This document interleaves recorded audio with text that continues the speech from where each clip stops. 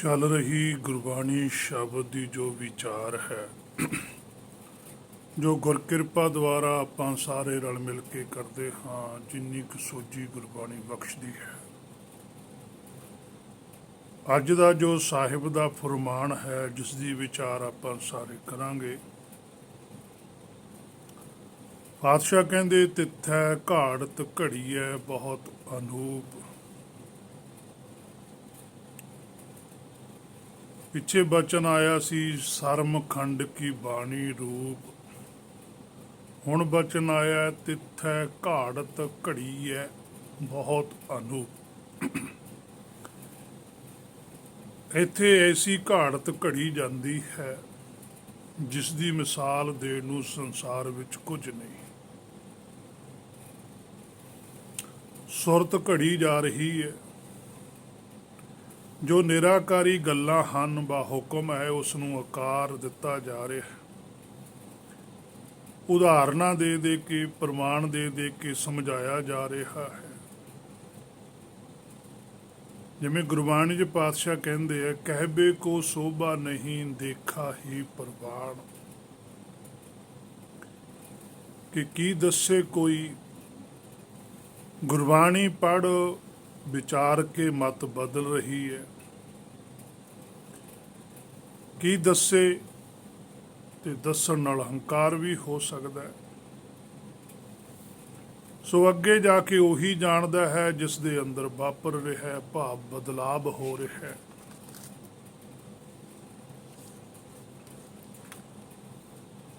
ਤਿੱਥੈ ਘਾੜਤ ਘੜੀਐ ਬਹੁਤ ਅਨੂਪ। ਅਨੂਪ ਘਾੜਤ ਘੜ ਹੋ ਰਹੀ ਹੈ। ਜਿਵੇਂ ਗੁਰਬਾਣੀ 'ਚ ਬਚਨ ਹੈ, ਸੱਚ ਕੀ ਕਾਤੀ ਸੱਚ ਸਭ ਸਾਰ, ਘਾੜਤ ਤਿਸ ਕੀ ਅਪਰ ਅਪਾਰ। ਗੂੰਗੇ ਦੀ ਮਠਿਆਈ ਖਾਣ ਵਾਲੀ ਗੱਲ ਹੈ। ਜਾਂ ਫਿਰ ਪਾਤਸ਼ਾਹ ਕਹਿੰਦੇ ਆ, ਤਾਂ ਕੀਆਂ ਗੱਲਾਂ ਕਥੀਆ ਨਾ ਜਾਏ, ਜੇ ਕੋ ਕਹੇ ਪਿੱਛੇ ਪਛਤਾਏ। ਨਹੀਂ ਕਹਿ ਸਕਦਾ, ਪਛਤਾਵਾ ਹੁੰਦਾ। ਸੋ ਖੋਜਿਆ ਖੁਦ ਨੂੰ ਹੈ, ਆਪਣੀ ਸੋਭਾ ਨਹੀਂ ਕਰ ਸਕਦਾ ਜੀਵ। ਜੋ ਜਾਣਦਾ ਹੈ ਉਹੀ ਜਾਣਦਾ ਹੈ। ਇਹ ਨਿੱਜ ਭਗਤੀ ਹੈ, ਆਨੰਦ ਵੀ ਨਿੱਜੀ ਹੈ, ਕਿਸੇ ਨਾਲ ਸਾਂਝਾ ਨਹੀਂ ਹੋ ਸਕਦਾ। ਖੁਦ ਹੀ ਜਾਣੇ ਕੋਈ ਆਪਣੇ ਆਪ ਨੂੰ, ਫੇਰ ਹੀ ਪਤਾ ਲੱਗਦਾ ਹੈ। ਮਨ ਤੂੰ ਜੋਤ ਸਰੂਪ ਹੈ, ਆਪਣਾ ਮੂਲ ਪਛਾਣ ਵਾਲੀ ਗੱਲ ਹੈ। ਤਿੱਥੈ ਘਾੜਤ ਘੜੀਐ ਬਹੁਤ ਅਨੂਪ। ਆਪਣੇ ਆਪ ਨੂੰ ਹੀ ਸਵਾਰਨਾ। ਹੁਣ ਜਦੋਂ ਅਸੀਂ ਆਪਣੇ ਆਪ ਨੂੰ ਸਵਾਰਾਂਗੇ, ਉਹਦਾ ਤਾਂ ਹੁਣ ਸਾਨੂੰ ਪਤਾ ਹੀ ਲੱਗੂਗਾ ਨਾ ਵੀ ਸਾਡੇ ਅੰਦਰ ਕੀ ਬਦਲਾਅ ਆ ਰਿਹਾ। ਸਾਡੀ ਸੁਰਤ ਹੈ ਜਿਹੜੀ ਘੜੀ ਜਾ ਰਹੀ ਹੈ, ਸ਼ੁੱਧ ਹੋ ਰਹੀ ਹੈ। ਹੁਣ ਦੂਸਰੇ ਨੂੰ ਤਾਂ ਨਹੀਂ ਪਤਾ ਲੱਗਣਾ। ਦੂਸਰੇ ਨੂੰ ਤਾਂ ਉਦੋਂ ਪਤਾ ਲੱਗੂਗਾ ਜਦੋਂ ਅਸੀਂ ਉਹਦੇ ਨਾਲ ਵਿਚਾਰ ਗੋਸ਼ਟੀ ਕਰਾਂਗੇ। ਔਰ ਉਸ ਵਿਚਾਰ ਗੋਸ਼ਟੀ ਦੇ ਵਿੱਚ ਵੀ ਸਾਡੇ ਕੋਲ ਇਕੱਲੇ ਸ਼ਬਦ ਹੀ ਨਾ ਹੋਣ, ਅਮਲ ਵੀ ਹੋਵੇ। ਜੀਵਨ ਦੇ ਵਿੱਚ ਜੋ ਪ੍ਰਕਿਰਿਆ ਉਹ ਵੀ ਸਾਡੀ ਉਹੀ ਹੋਵੇ। ਕਈਆਂ ਕੋਲ ਸ਼ਬਦ ਬੜੇ ਵਧੀਆ ਹੁੰਦੇ ਆ, ਪਰ ਆਚਰਣ ਨਹੀਂ ਵਧੀਆ।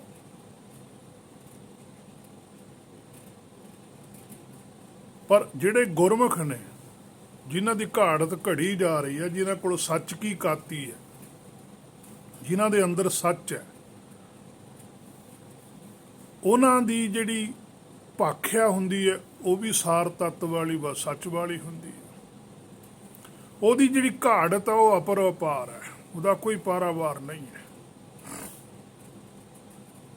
ਹੇ ਮੇਰੇ ਮਨ, ਇਸ ਗੱਲ ਨੂੰ ਸਮਝ ਕੇ ਚੱਲੀ ਕਿ ਅਨੂਪ ਘਾੜਤ ਹੈ। ਮਾਇਆ ਦੇ ਵਿੱਚੋਂ ਉਹਦੇ ਬਾਰੇ ਪ੍ਰਮਾਣ ਹੀ ਦਿੱਤਾ ਜਾ ਸਕਦਾ ਹੈ।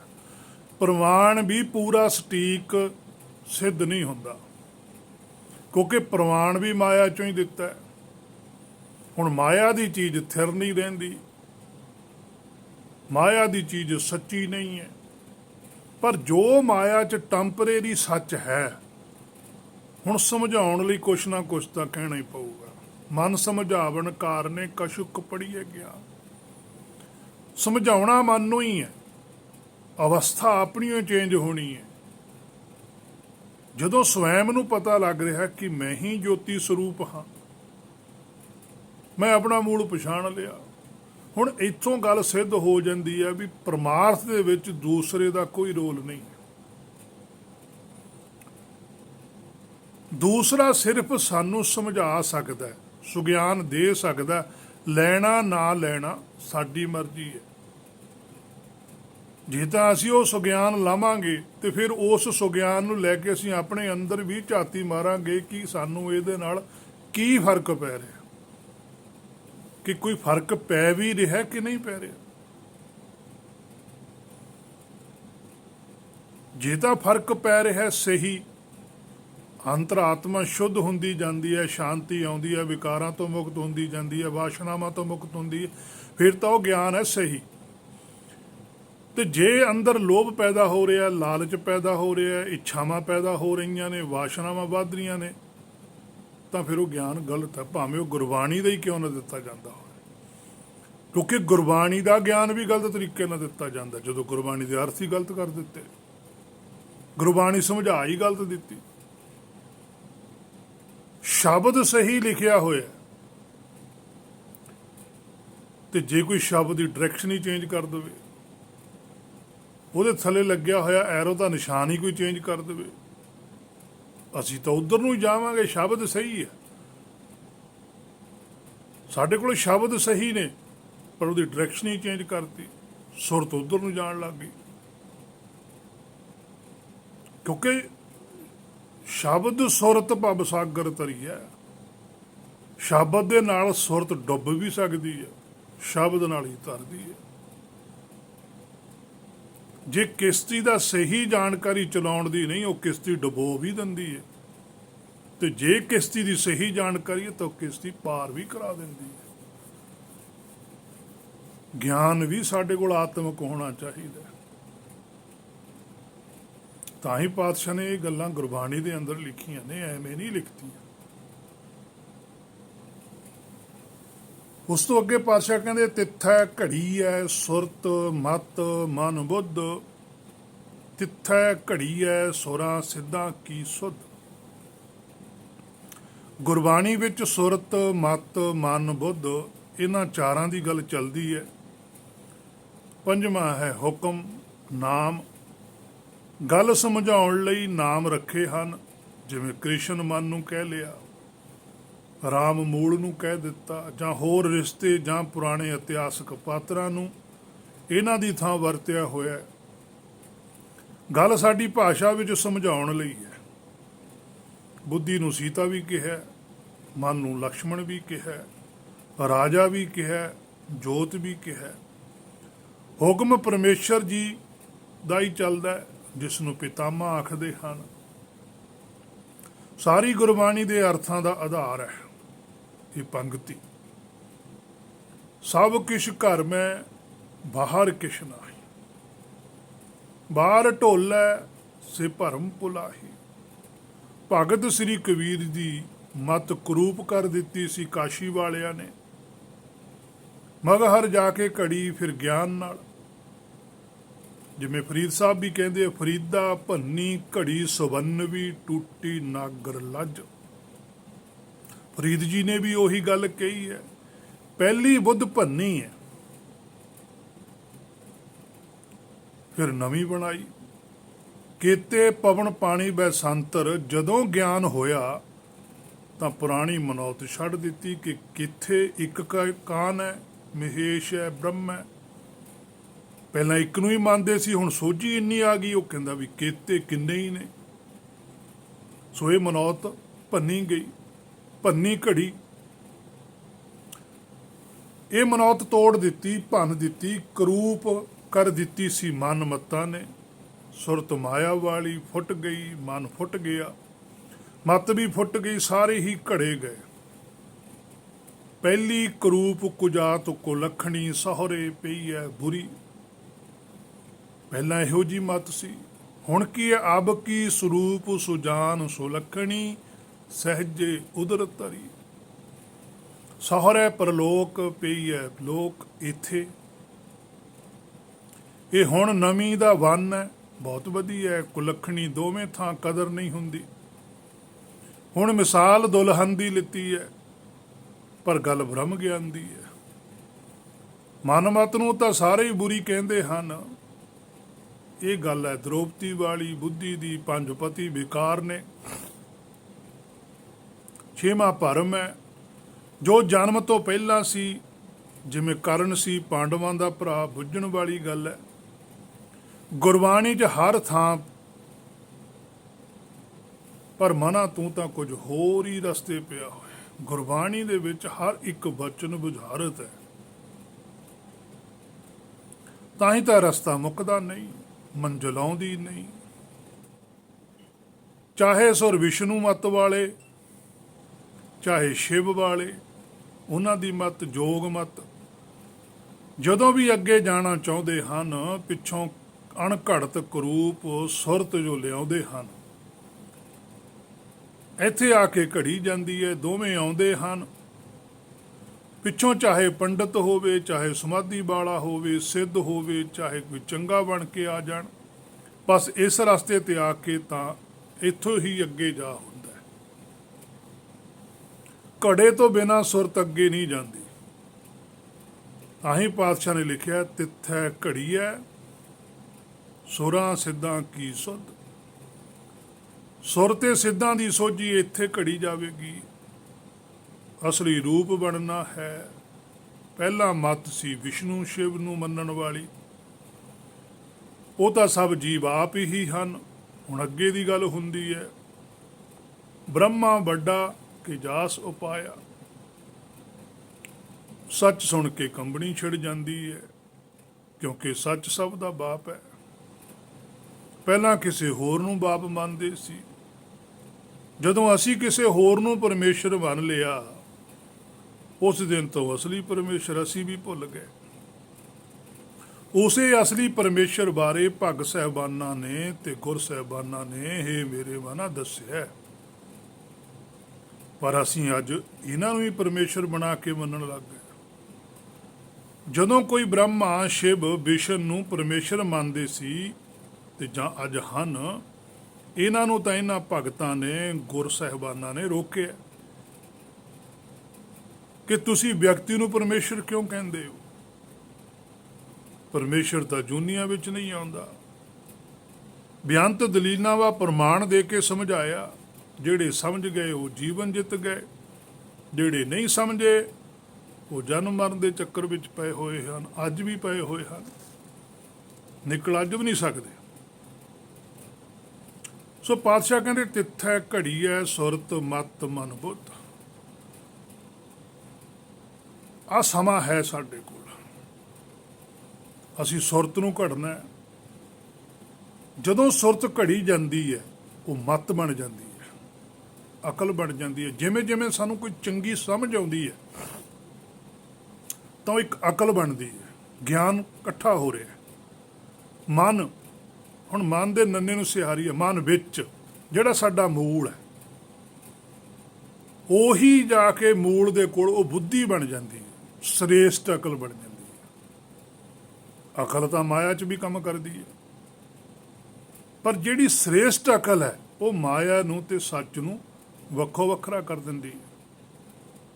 ਜਿਹਦੇ ਬਾਰੇ ਗੁਰਬਾਣੀ 'ਚ ਲਿਖਿਆ, ਅਕਲੀ ਸਾਹਿਬ ਸੇਵੀ ਹੈ, ਅਕਲੀ ਪਾਈਐ ਮਾਨ, ਅਕਲੀ ਪੜ੍ਹ ਕੇ ਬੁੱਝੀਐ, ਅਕਲੀ ਕੀਚੈ ਦਾਨ, ਨਾਨਕ ਆਖੈ ਰਾਹ ਇਹ ਹੋਰ ਗੱਲਾਂ ਸ਼ੈਤਾਨ।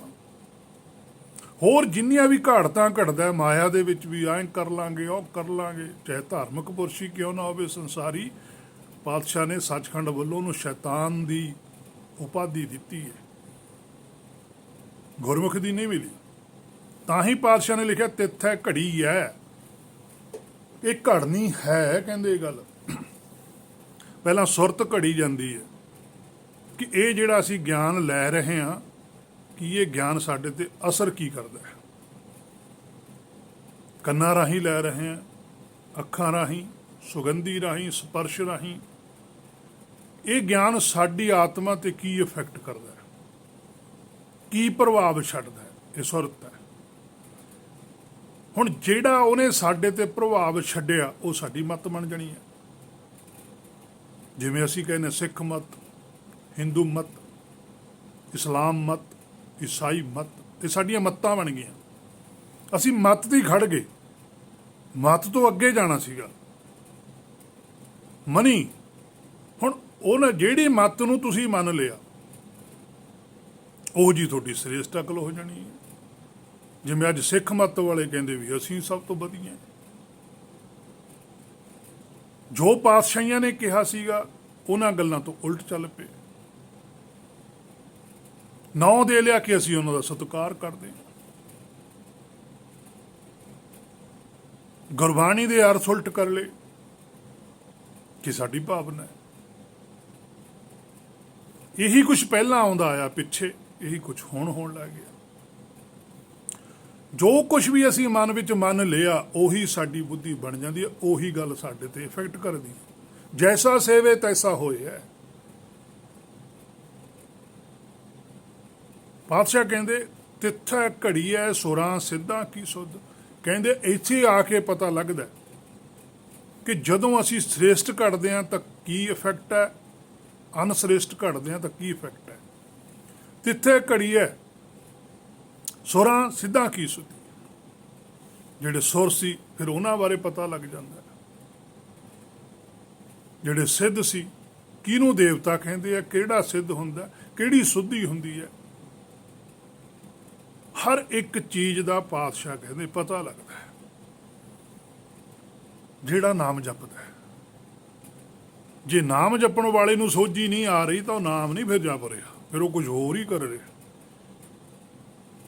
ਜੇ ਬੱਚਾ ਸਕੂਲ 'ਚ ਪੜ੍ਹਦੇ ਨੂੰ ਕੋਈ ਗਿਆਨ ਹੀ ਨਹੀਂ ਹੋ ਰਿਹਾ, ਫਿਰ ਉਹ ਬੱਚਾ ਪੜ੍ਹ ਕੀ ਰਿਹਾ।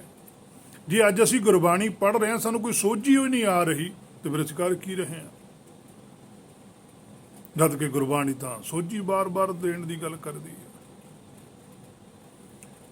ਜਦੋਂ ਸੁਰਾਂ ਸਿੱਧਾਂ ਕੀ ਸੁੱਧ ਹੋ ਜਾਂਦੀ ਹੈ, ਸ਼ੁੱਧੀ ਹੋ ਜਾਂਦੀ ਹੈ, ਪੂਰੀ ਐਨ ਕਰੈਕਟ, ਫਿਰ ਪਾਤਸ਼ਾਹ ਕਹਿੰਦੇ ਹੈ ਕਰਮ ਖੰਡ ਕੀ ਬਾਣੀ ਜੋਰ, ਤਿੱਥੈ ਹੋਰ ਨਾ ਕੋਈ ਹੋਰ।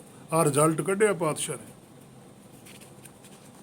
ਹੇ ਮੇਰੇ ਮਨਾ, ਹੁਣ ਤੂੰ ਝਾਤੀ ਮਾਰ ਆਪਣੇ ਅੰਦਰ ਕਿ ਚਾਕਰ ਲੱਗੈ ਚਾਕਰੀ, ਜੇ ਚੱਲੈ ਖਸਮੇ ਪਾਏ।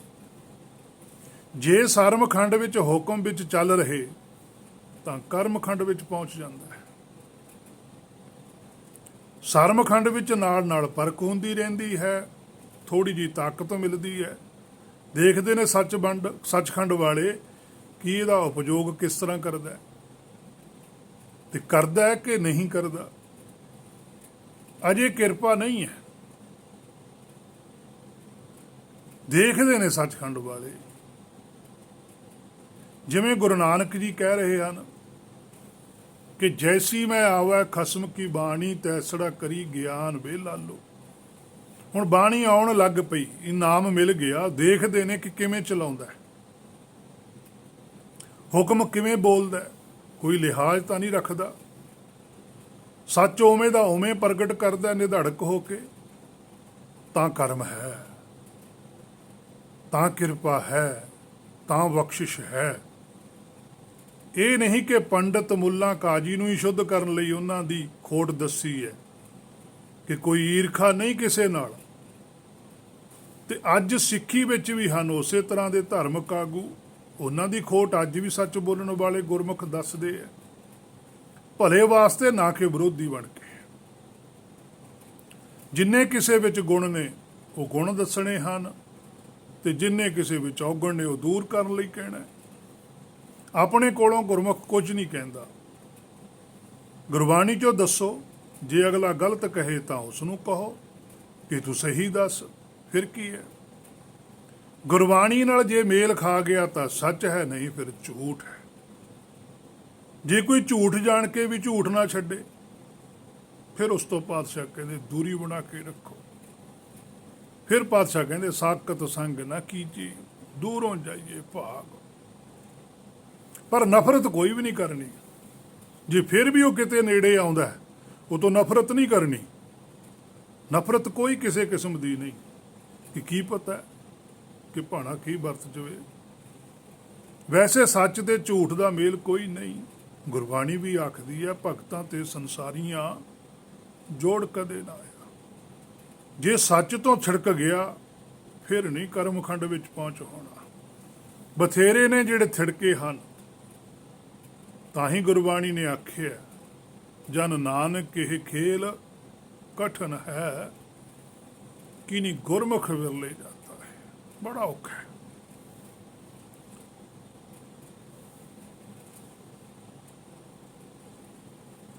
ਮਨ ਨੂੰ ਗੁਮਾਨ ਹੋ ਜਾਂਦਾ ਹੈ, ਭਰਮ ਹੋ ਜਾਂਦਾ ਹੈ, ਅੰਦਰਲੀ ਜਿਹੜੀ ਆਤਮਿਕ ਅੱਖ ਹੈ ਉਹ ਕਾਣੀ ਹੋ ਜਾਂਦੀ ਹੈ, ਜੋਤ ਤੋਂ ਗੱਲ ਜਾਤ ਤੇ ਰਹਿ ਜਾਂਦੀ ਹੈ। ਜਿਵੇਂ ਕਬੀਰ ਸਾਹਿਬ ਜੀ ਵੀ ਕਹਿੰਦੇ, ਕਬੀਰ ਫਲ ਲਾਗੇ ਫਲਨ ਪਾਂਕਨ ਲਾਗੇ ਆਂਬ, ਜਾਏ ਪਹੁੰਚਿਓ ਖਸਮ ਕੋ ਜੋ ਵੀਚ ਨ ਖਾਹੀ ਕਾਮ। ਪੱਕੇ ਫਲ ਸੱਚੀ ਬਾਣੀ ਤਾਂ ਹੈ, ਜੇ ਗੱਲ ਸਦਾ ਜੋਤ ਤੇ ਹੋਵੇ। ਹੇ ਮੇਰੇ ਮਨਾ ਵੇਖ ਲੈ, ਬਾਕੀ ਤੇਰੀ ਮਰਜ਼ੀ ਹੈ। ਗੁਰਬਾਣੀ ਕਿਹੜਾ ਤੇਰੇ ਤੇ ਕੋਈ ਪ੍ਰੈਸ਼ਰ ਕਰਦੀ ਹੈ, ਸਮਝਾਉਂਦੀ ਹੋਈ ਹੈ। ਸੋ ਕਰਮਖੰਡ ਕੀ ਬਾਣੀ ਜੋਰ, ਸਾਰਾ ਜੋਰ ਕਰਮਖੰਡ ਦੀ ਬਾਣੀ ਨੇ। ਇਹ ਬਾਣੀ ਹੁਕਮ ਹੈ। ਜਦੋਂ ਕਬੀਰ ਸਾਹਿਬ ਜੀ ਨੂੰ ਹਾਥੀ ਅੱਗੇ ਸੁੱਟਿਆ ਤਾਂ ਉਹ ਆਖਦੇ ਹਨ ਕਿ ਮੇਰਾ ਕੋਈ ਜ਼ੋਰ ਨਹੀਂ, ਇਹ ਸਭ ਖਸਮ ਦੀ ਖੇਡ ਹੈ। ਇਹਨੂੰ ਚਾਹੇ ਕਰਾਮਾਤ ਮੰਨ ਲਓ, ਚਾਹੇ ਹੁਕਮ ਮੰਨ ਲਓ, ਜਾਂ ਕੁਝ ਹੋਰ। ਮੇਰੇ ਵੱਲੋਂ ਹੋਰ ਕੁਝ ਨਹੀਂ ਹੈ। ਜੇ ਕਿਸੇ ਕੋਲ ਹੈ ਤਾਂ ਦਿਖਾਵੇ ਕਿ ਕਿਸੇ ਦਾ ਭਲਾ ਹੋਵੇ, ਚੰਗੀ ਗੱਲ ਹੈ, ਪਰ ਮੇਰੇ ਕੋਲ ਐਸੀ ਕੋਈ ਕਰਾਮਾਤ ਨਹੀਂ। ਹਾਂ, ਹੁਕਮ ਵਿੱਚ ਸਾਰੀ ਕਰਾਮਾਤ ਹੈ, ਇਹ ਉਹੀ ਜਾਣੇ। ਸ੍ਰੀ ਕਬੀਰ ਸਾਹਿਬ ਜੀ ਕਹਿੰਦੇ ਆ, ਕਬੀਰ ਨਾ ਹਮ ਕੀਆ ਨਾ ਕਰਹਿੰਗੇ, ਨਾ ਕਰ ਸਕੈ ਸਰੀਰ, ਕਿਆ ਜਾਨੋ ਕਿਛ ਖਰ ਕੀਆ, ਭਇਓ ਕਬੀਰ ਕਬੀਰ। ਹੁਣ ਦੇਖੋ, ਕਰਾਮਾਤ ਸ਼ਬਦ ਦੀ, ਕਬੀਰ ਦਾ ਭਾਵ ਹੈ ਹਮ। ਕਬੀਰ ਸਾਹਿਬ ਜੀ ਕਹਿੰਦੇ ਹਮ, ਸ਼ਬਦ ਲਿਖਿਆ ਪਾਤਸ਼ਾਹ ਨੇ ਇੱਥੇ ਬਹੁਵਚਨ, ਫਿਰ ਉੱਥੇ ਦਾ ਇਕੱਲਾ ਹੀ ਕਬੀਰ ਜੀ ਸਨ। ਹਮ ਦਾ ਭਾਵ ਕੀ ਹੈ? ਜਿੰਨੇ ਵੀ ਹੁਕਮੀ ਹਨ, ਜੋ ਕਬੀਰ ਸਾਹਿਬ ਤੋਂ ਸਰੀਰ ਕਰਕੇ ਪਹਿਲਾਂ ਵੀ ਹੋਏ ਜਾਂ ਉਹਨਾਂ ਤੋਂ ਬਾਅਦ ਵਿੱਚ ਹੋਣਗੇ, ਕਹਿਣਗੇ ਕਿ ਅਸੀਂ ਕੁਝ ਨਹੀਂ ਕੀਤਾ, ਤੇ ਕਿਸੇ ਨੇ ਵੀ ਨਹੀਂ, ਤੇ ਨਾ ਹੀ ਕੋਈ ਕਰ ਸਕਦਾ। ਨਹੀਂ ਕੋਈ ਸਰੀਰ ਕਰਕੇ, ਕੋਈ ਵੀ ਕੁਝ ਨਹੀਂ ਕਰ ਸਕਦਾ, ਸਭ ਖੇਡ ਹੁਕਮ ਦੀ ਹੈ। ਕਈ ਸਰੀਰ ਨਾਲ ਵੀ ਲੋਕਾਂ ਨੂੰ ਪ੍ਰਭਾਵਿਤ ਕਰਦੇ ਹਨ, ਧੂਣੀਆਂ ਤਪਦੇ ਹਨ, ਪਾਣੀ 'ਚ ਖੜਦੇ ਹਨ, ਭੁੱਖੇ ਰਹਿੰਦੇ ਹਨ, ਤਰ੍ਹਾਂ ਤਰ੍ਹਾਂ ਦੇ ਸਰੀਰ ਨੂੰ ਕਸ਼ਟ ਦਿੰਦੇ ਹਨ। ਤੇ ਦਰਗਾਹ ਨੇ ਇਹ ਵੀ ਫਰਮਾਨ ਜਾਰੀ ਕੀਤਾ ਉਹਨਾਂ ਵਾਸਤੇ ਕਿ ਮਨ ਹੱਠ ਕੇ ਨੇ ਨਾ ਪਾਇਓ। ਸਾਧਨਾ ਤਾਂ ਮਨ ਨੂੰ ਸੀਗਾ, ਅਸਲ ਵਿੱਚ ਮਨ ਹੀ ਤਾਂ ਸਰੀਰ ਹੈ, ਤੇ ਕਾਰਨ ਸਰੀਰ ਨੂੰ ਤੰਗ ਲੱਗ ਪਿਆ। ਮਨ ਸ਼ੁੱਧ ਨਹੀਂ ਹੁੰਦਾ। ਕਹਿੰਦੇ ਇਹ ਵੀ ਨੇ ਪਤਾ ਹੈ ਕਿ ਹਰ ਨੇ ਕੀ ਕਰਨਾ, ਇਹ ਉਹੀ ਜਾਣੇ। ਜੋ ਕੁਝ ਕਰ ਰਿਹਾ ਇਹ ਵੀ ਉਹ ਜਾਣੇ। ਭਇਓ ਕਬੀਰ ਕਬੀਰ, ਮੇਰੇ ਲਈ ਤਾਂ ਸਭ ਕੁਝ ਕਬੀਰ ਹੀ ਕਬੀਰ ਹੈ। ਹੁਣ ਇੱਥੇ ਕਬੀਰ ਸਾਹਿਬ ਕਬੀਰ ਕਬੀਰ ਨੂੰ ਕਹਿੰਦੇ ਆ, ਕਬੀਰ ਕਹਿੰਦੇ ਆ ਹੁਕਮ ਨੂੰ, ਪਰਮੇਸ਼ਰ ਨੂੰ। ਇਹ ਹੈ ਕਰਮਖੰਡ ਦੀ ਬਾਣੀ ਜੋਰ। ਇਸ ਅਵਸਥਾ ਵਿੱਚ ਪਹੁੰਚੇ ਹੋਏ ਸਨ ਸ੍ਰੀ ਕਬੀਰ ਸਾਹਿਬ ਜੀ। ਤਾਂ ਹੀ ਉਹ ਕਹਿ ਰਹੇ, ਕਬੀਰ ਰਾਮ ਕਹਿਨ ਮੇਂ ਭੇਦ ਹੈ, ਤਾਂ ਮਹਿ ਏਕ ਵਿਚਾਰ, ਸੋਈ ਰਾਮ ਸਭੇ ਕਹੈ ਸੋਈ ਕਉਤ ਕਹਾਰ। ਹੁਣ ਰਾਮ ਰਾਮ ਤਾਂ ਦੁਨੀਆ ਹੀ ਕਹਿੰਦੀ ਹੈ। ਪਹਿਲਾਂ ਵੀ ਕਬੀਰ ਸਾਹਿਬ ਰਾਮ ਰਾਮ ਹੀ ਕਰਦੇ ਸੀ, ਪਰ ਉਸੋਂ ਕੱਲਾ ਰਾਮ ਰਾਮ ਕਹਿਣ ਨਾਲ ਕੁਛ ਨਹੀਂ ਬਣਿਆ। ਤੇ ਜਦੋਂ ਪਤਾ ਲੱਗੇ ਵੀ ਅਸਲ ਵਿੱਚ ਰਾਮ ਨਹੀਂ ਕਹਿਣਾ, ਰਾਮ ਦਾ ਨਾਮ ਜਪਣਾ, ਬਸ ਇਹੀ ਭੇਦ ਹੈ। ਇੱਕ ਰਾਮ ਹੈ, ਇੱਕ ਉਹਦਾ ਨਾਮ ਹੈ। ਇੱਕ ਵਾਹਿਗੁਰੂ ਹੈ, ਇੱਕ ਵਾਹਿਗੁਰੂ ਦਾ ਨਾਮ ਹੈ। ਅਸੀਂ ਵੀ ਉਹੀ ਕੁਛ ਕਰਦੇ ਹਾਂ। ਉਹ ਰਾਮ ਰਾਮ ਕਹਿੰਦੇ, ਅਸੀਂ ਵਾਹਿਗੁਰੂ ਵਾਹਿਗੁਰੂ ਕਰਦੇ ਹਾਂ। ਕਬੀਰ ਰਾਮ ਕਹਿਣ ਮੈਂ ਭੇਦ ਹੈ, ਕਹਿੰਦੇ ਉਹ ਜਿਹੜਾ ਰਾਮ ਕਹਿਣਾ ਨਾ, ਉਹਦੇ ਵਿੱਚ ਤਾਂ ਇੱਕ ਭੇਦ ਹੈ। ਤਾਂ ਮੈਂ ਏਕ ਵਿਚਾਰ, ਉਹ ਭੇਦ ਕੀ ਹੈ? ਤਾਂ ਮੈਂ, ਉਹਦੇ ਵਿੱਚ ਕੀ ਹੈ? ਏਕ ਹੋਣ ਦੀ ਵਿਚਾਰ ਹੈ। ਉਹ ਰਾਮ ਤੇ ਨਾਮ ਦੇ ਨਾਲ ਇੱਕ ਹੋਣਾ। ਰਾਮ ਤਾਂ ਸਾਡਾ ਆਪਣਾ ਮੂਲ ਹੈ। ਸਭੇ ਘੱਟ ਰਾਮ ਬੋਲੇ, ਸਾਰਿਆਂ ਦੇ ਅੰਦਰ ਰਾਮ ਹੀ ਹੈ। ਨਾਮ ਕੀ ਹੈ? ਉਹਦੀ ਇੱਛਾ। ਉਹ ਇੱਛਾ ਦੇਖਣੀ ਹੈ ਵੀ ਇੱਛਾ ਕੀ ਹੈ। ਜੇ ਤਾਂ ਇੱਛਾ ਸਵੈਮ ਦੀ ਹੈ, ਮਾਇਆ ਚੋਂ ਨਿਕਲਣ ਦੀ ਹੈ, ਫਿਰ ਤਾਂ ਉਹ ਸਹੀ ਹੈ। ਤੇ ਜੇ ਇੱਛਾ ਮਾਇਆ 'ਚ ਜੁੜਨ ਦੀ ਹੈ, ਫਿਰ ਉਹ ਗਲਤ ਹੈ। ਕਹਿੰਦੇ ਸੋਈ ਰਾਮ ਸਭੇ ਕਹੈ। ਕਹਿੰਦੇ ਰਾਮ ਉਹੀ ਹੈ, ਸਾਰੇ ਕਹਿੰਦੇ ਆ। ਕਹਿੰਦੇ ਸੋਈ ਕੌਤਕਾਰ, ਉਹੀ ਮੈਂ ਕਿਹਾ, ਉਹਨੇ ਮੇਰੇ ਨਾਲ ਕੌਤਕ ਕਰਤਾ, ਮੇਰਾ ਜੀਵਨ ਬਦਲ ਗਿਆ। ਜਦੋਂ ਮੈਂ ਉਹ ਰਾਮ ਕਿਹਾ, ਜਦੋਂ ਮੈਂ ਪਹਿਲਾਂ ਰਾਮ ਰਾਮ ਕਰਦਾ ਸੀ, ਉਦੋਂ ਮੇਰਾ ਜੀਵਨ ਨਹੀਂ ਸੀ ਬਦਲਿਆ। ਜਦੋਂ ਮੈਂ ਗਿਆਨ ਲੈਤਾ, ਵੇਦਾਂ ਨੂੰ ਵਿਚਾਰਿਆ, ਤਾਂ ਮੇਰਾ ਜੀਵਨ ਬਦਲ ਗਿਆ।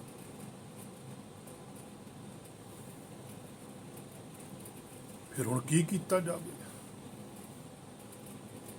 ਸੋ ਰਾਮ ਤਾਂ ਇੱਕ ਵਾਰ ਕਿਹਾ ਜਨਮ ਮਰਨ ਕੱਟ ਦਿੰਦਾ, ਫਰਕ ਹੈ ਇਹੀ। ਇਹ ਵੀ ਗੁਰਬਾਣੀ ਵਿੱਚ ਅੰਦਰ ਗਿਆ ਕਿ ਪੂਰਾ ਪਿੰਡ ਪਵਿੱਤਰ ਹੋ ਜਾਂਦਾ ਹੈ ਜੇ ਠੀਕ ਤਰੀਕੇ ਨਾਲ ਗਿਆਨ ਦੀ ਵਿਚਾਰ ਹੋਵੇ।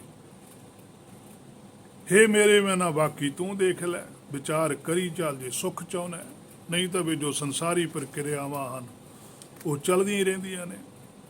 ਕਰਮ ਖੰਡ ਕੀ ਬਾਣੀ ਜੋਰ, ਤਿੱਥੈ ਹੋਰ ਨਾ ਕੋਈ ਹੋਰ। ਜਦੋਂ ਬਖਸ਼ਿਸ਼ ਹੋ ਜਾਂਦੀ ਹੈ ਹਿਰਦੇ ਦੇ ਅੰਦਰ, ਤਾਂ ਬਾਣੀ ਦਾ ਜ਼ੋਰ ਹੁੰਦਾ ਹੈ। ਸਿੱਧਾ ਹੁਕਮ ਸੁਣਨ ਲੱਗ ਜਾਂਦਾ ਗੁਰਮੁਖ ਨੂੰ। ਫਿਰ ਤਿੱਥੈ ਹੋਰ ਨਾ ਕੋਈ ਹੋਰ, ਫਿਰ ਉੱਥੇ ਕੋਈ ਹੋਰ ਚੀਜ਼ ਨਹੀਂ ਹੁੰਦੀ। ਫਿਰ ਸਾਰੇ ਪਾਸੇ ਹੁਕਮ ਹੀ ਹੁਕਮ ਦਿਸਦਾ, ਕਿ ਭਾਣਾ ਹੀ ਵਰਤਦਾ ਦਿਸਦਾ। ਤਾਂ ਗੁਰਮੁਖ ਕਹਿੰਦੇ ਆ, ਨਾ ਕੋ ਬੈਰੀ ਨਹੀਂ ਬੇਗਾਨਾ, ਸਗਲ ਸੰਗ ਹਮ ਕੋ ਬਣਿਆ। ਹਰ ਪਾਸੇ ਹੁਕਮ ਹੀ ਹੁਕਮ ਦਿਸ ਰਿਹਾ, ਹੁਕਮ ਹੀ ਵਰਤ ਰਿਹਾ। ਉਦੋਂ ਸੋਝੀ ਆਉਂਦੀ ਹੈ। ਉਹਦੀ ਗੱਲ ਗੁਰਬਾਣੀ 'ਚ ਗੁਰੂ ਨਾਨਕ ਸਾਹਿਬ ਨੇ ਸ਼ੁਰੂਆਤ 'ਚ ਹੀ ਆਖਿਆ ਕਿ ਹੁਕਮ ਹੀ ਅੰਦਰ ਸਭ ਕੋ, ਬਾਹਰ ਹੁਕਮ ਨਾ ਕੋਏ। ਤਾਂ ਕਿਹਾ ਪਹਿਲਾਂ ਜੇ ਹੁਕਮ ਬੁੱਝੇ, ਨਾਨਕ ਹੁਕਮ ਹੈ ਜੇ ਬੁੱਝੇ ਤਾਂ। ਜੇ ਹੁਕਮ ਨੂੰ ਬੁੱਝ ਲਿਆ ਤੁਸੀਂ, ਤਾਂ ਤੁਹਾਨੂੰ ਪਤਾ ਲੱਗਣਾ ਕਿ ਹੁਕਮ 'ਚ ਕਿਵੇਂ ਵਰਤ ਰਿਹਾ ਸਾਰਾ ਕੁਝ। ਜਦੋਂ ਫਿਰ ਹੁਕਮ ਵਰਤਾ ਦੇਣਾ, ਫਿਰ ਹਉਮੈ ਨਹੀਂ ਹੈ, ਨਾ ਹਉ ਹੈ ਨਾ ਮੈਂ ਹੈ। ਫਿਰ ਤੂੰ ਕਰਤਾ, ਤੂੰ ਪਿਆ, ਮੁਝ ਮੇ ਰਹਾ ਨਾ ਮੂੰਹ ਵਾਲੀ ਵਸਤਾ। ਹੇ ਮੇਰੇ ਮਨਾ ਤੇਰੀ ਹੋ ਜਾਣੀ ਹੈ ਜੇ ਤੂੰ ਗੁਰਬਾਣੀ ਦੇ ਅਨੁਸਾਰ ਚੱਲੀ ਗਿਆ। ਜੇ ਗੁਰਬਾਣੀ ਤੋਂ ਇੱਧਰ ਉੱਧਰ ਚੱਲਿਆ, ਫਿਰ ਇਸ ਭਵ ਸਾਗਰ ਦੇ ਅੰਦਰ ਦੁਬਾਰਾ ਸਰੀਰ ਮਿਲੀ ਜਾਣਾ, ਉਹ ਕੋਈ ਵੀ ਮਿਲ ਜਾਵੇ। ਇੱਥੇ ਹੀ ਫਿਰ ਭਰਮਣ ਵਿੱਚ ਸਾਰਾ ਜੀਵਨ ਬਤੀਤ ਹੋਵੇਗਾ। ਸੋ ਇੱਥੋਂ ਤੱਕ ਕਿ ਅੱਜ ਦੀ ਵਿਚਾਰ ਸੀ ਜੋ ਗੁਰ ਕਿਰਪਾ ਦੁਆਰੇ ਕੀਤੀ ਗਈ ਹੈ। ਅਗਲੀ ਵਿਚਾਰ ਜੇ ਗੁਰ ਨੇ ਚਾਹਿਆ ਫਿਰ ਕੀਤੀ ਜਾਵੇਗੀ। ਹੋਈਆਂ ਬੇਅੰਤ ਭੁੱਲਾਂ ਦੀ ਖਿਮਾ। ਵਾਹਿਗੁਰੂ ਜੀ ਕਾ ਖਾਲਸਾ, ਵਾਹਿਗੁਰੂ ਜੀ ਕੀ ਫਤਿਹ।